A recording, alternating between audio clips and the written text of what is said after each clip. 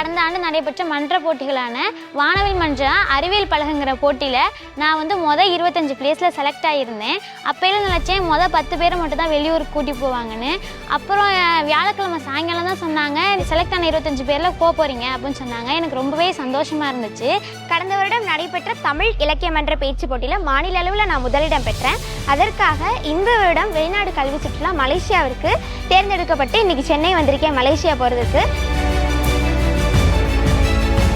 எங்களுடைய அரசு பள்ளியை சார்ந்திருக்கின்ற ஏறத்தாழ 42 பிள்ளைகள் இன்று இரவு மலேசியா செல்லவிருக்கிறார்கள். அவர்களும் அவருடைய பெற்றோர்களும் இங்கே வருகை தந்திருக்கின்றார்கள். தொடர்ந்து ஒவ்வொரு வருடமும் நானே அழைத்து செல்வது வழக்கம். உங்களுக்கே தெரியும், அடுத்தது தேர்தல் காலம் வந்து விடுத்து அடுத்தடுத்த வேலைகள் என்று தொடர்ந்து வரக்கூடிய காரணத்தினால் இன்னைக்கு எங்களுடைய ஆஃபீஸர்ஸ் கிட்டத்தட்ட ஒரு 4 பேர் இணைந்து உங்களை எல்லாம் பத்திரமாக அழைத்து சென்று பத்திரமாக மீண்டும் திருப்பி கூட்டிட்டு வர இருக்கிறார்கள்.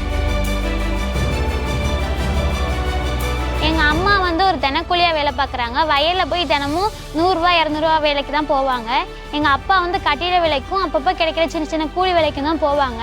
இதுதான் என்னோட முதல் விமான பயணம். அதை நினச்சாலே ரொம்ப சந்தோஷமாக இருக்குது. முதல் விமான பயணமே பள்ளிக்கல்வித்துறையிலேருந்து நான் போகிறேங்கிறது ரொம்ப பெருமையாக இருக்குது. பெற்றவங்க யாரும் ஒன்றும் பயப்படணும். அந்த 4 நாள் பிள்ளைங்க ஒன்று பிரிஞ்சு போகுதுன்னு யாரும் கவலை வேணாம். நான் என்றைக்குமே சொல்கிற மாதிரி தான் அந்த 4 நாளும் இந்த பிள்ளைங்களுக்கு நான் தான் அப்பா, நான் தான் அம்மா.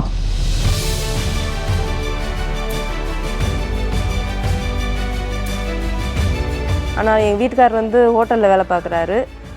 நான் சித்தாள் வேலைக்கு போகிறேன். ஆனால் இன்றைக்கி என் பொண்ணு இன்றைக்கி ஃப்ளைட்டில் போகிறாங்க போது எனக்கு சந்தோஷம், அளவில்லாத சந்தோஷம். எங்கள் அப்பாவோட ஆசை என்னென்னா, நான் வந்து பெரிய பெரிய பதவியில் இருக்கவங்க கையால், கலெக்டர், கல்வித்துறை அமைச்சர், முதல்வர் அவர்கள் கையாலெலாம் பரிசு வாங்கணும்னு எங்கள் அப்பாவோட ஆசை. அதை வந்து நான் இப்போ தான் நிறைவேற்றிட்டுருக்கேன். அப்படியே இது வெறும் ஜஸ்ட் டூர் கிடையாது, இட்ஸ் எஜுகேஷன். இது வந்து கல்வி சுற்றுலா. அந்தந்த பகுதியை சார்ந்திருக்கிற அது கிராமமாக இருந்தாலும் நகரமாக இருந்தாலும் சரி, நீங்கள் வெளிநாடுக்கு சென்று விட்டு வந்த பிறகு அந்த ஊரில் இருக்கக்கூடிய பஞ்சாயத்து தலைவர்கள்லாம் இன்னைக்கு பெரிய ஆள் கிடையாது. இனிமேட்டு எங்கள் பிள்ளைங்க தான் அந்த பகுதியில் பெரிய ஆளாக இருக்க போகிறார்கள்.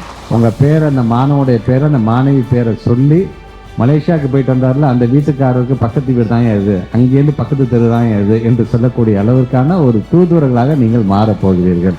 ஒருத்தர் நீங்கள் வந்து உறுதுணையாக இருக்கணும் எல்லாருமே. Okay, all the best. Happy journey.